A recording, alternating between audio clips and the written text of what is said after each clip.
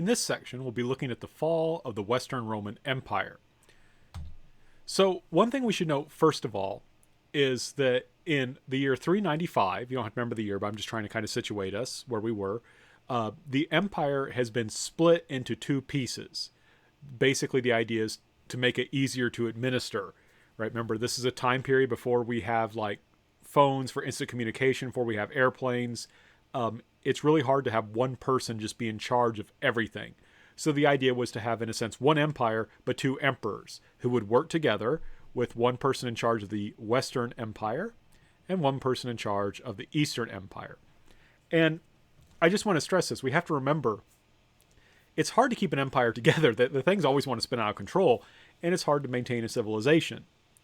So this is an effort to try and deal with these problems. But there are going to be multiple problems.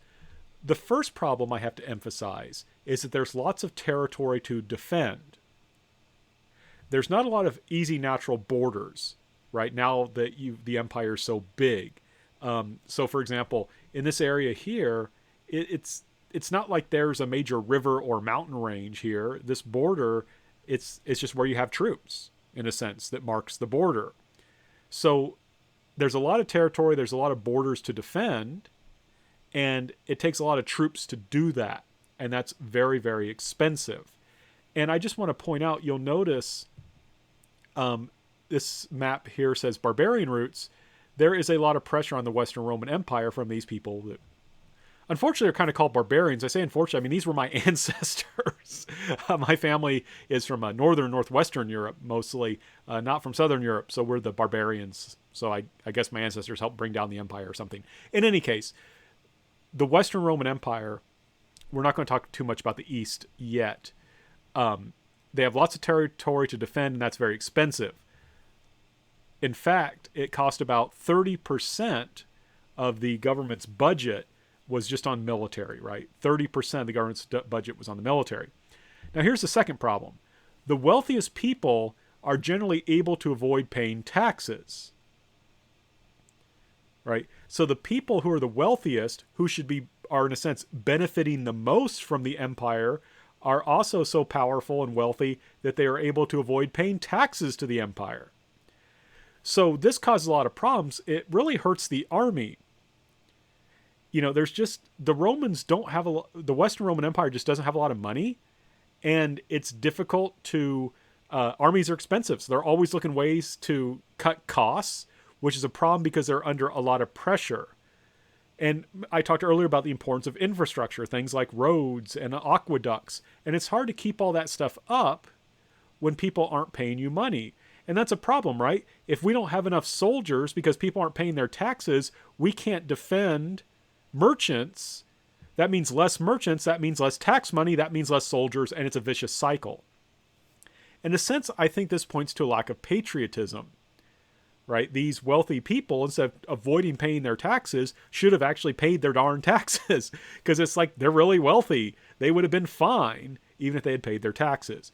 But in a sense, they don't care about the empire. They're just looking out for their own self-interests. So we've got a problem. We have serious military issues. You know, we have a lot of territory to defend. It takes a lot of soldiers to do that. And we just don't have the money. Then the third problem is, what about these Germanic peoples, right? We saw on that map that there's all these Germanic peoples who are wanting to come into the empire, invade it. Well, what's happening is it seems that this is a period of global cooling. So what that means is if you lived up in northern Europe, it just got a lot colder, and it's going to be harder to survive. So that means you want to go south to where the Roman Empire is. And also, we'll talk more about them later, but there's a scary group of people called the Huns who are even scarier than the Germanic barbarians, and the Germanic barbarians want to get away from them and get into the empire. So there's fighting among these Germanic barbarians, these Germanic peoples, and various tribes want to move inside the empire, right? They're being pushed out by other people. Climate change is pushing them out. They want to come into the empire. And the Romans cannot easily stop them. They don't have good natural borders. They don't have enough troops to have troops all around the border, so they can't easily stop these people. So the Romans basically say, well, why don't we hire them to serve in the army? Right? This could be a great win-win situation. You know, let's let these people come into the empire and we'll give them the job of defending it. That's actually in many ways a really, really good idea. But there's a couple problems with it. Remember, like I said, there's some problems with it. First of all, they're not necessarily loyal. They don't necessarily think about themselves as Romans.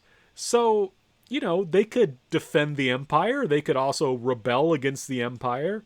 They could form an army and they say, hey, thanks for this land near Rome. We're going to totally invade Rome now. They could do that kind of thing. So they're not necessarily loyal, right? What is Rome to them? They may not care. The other problem is this. The Romans often treat them really badly.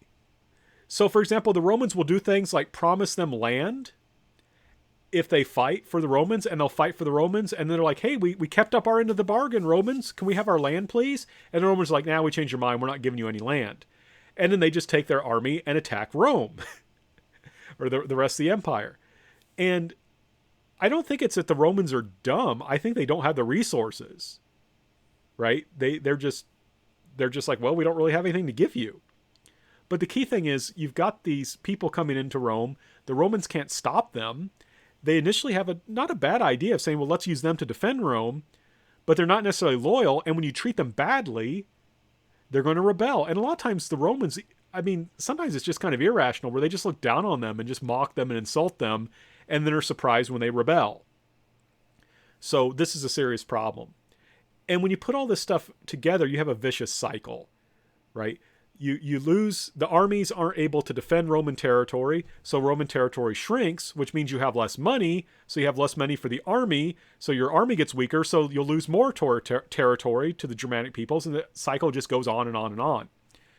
So what this means is that in the year 410, and I don't expect you to remember these years, but they are two important years I want to just note because they talk about major things happening. In the year 410, Rome will be sacked. The city of Rome had not been successfully invaded for over 800 years, and it seemed invulnerable. But a barbarian army came in and attacked the city and stole a bunch of stuff and killed a bunch of people. And that's not good, right? Shows how weak you are when that happens. And they were horrified. Saint Jerome, who's famous as the translator of the Bible from Greek into Latin, which would become the version used for like over 1,000 years by the Catholic Church, he talked about how the light of the world went out. And he was in Jerusalem and was horrified when this happened. Then in the year 476, Rome got sacked again, and the last Western Roman emperor will say, Romulus Augustus, that Romans were like, if we give this guy a good name, right, named after the guy who founded Rome, and then named after the first great emperor, maybe that will bring us good luck. No, the city is attacked, and the barbarian king who attacks it forces Romulus Augustus to give up his title. And there's now no longer a Western Roman emperor. So this is a big trouble. This is a big problem. The Roman Empire in the West is gone. Now, this is the key thing. Sometimes people will say, isn't this the fall of the Roman Empire? And I'm like, no, it's the fall of the Western Roman Empire. The Eastern Roman Empire, what historians now call Byzantium, will stand strong. Behind its walls, it will develop a Greek Christian Roman Empire. And it's to that empire that we will now turn.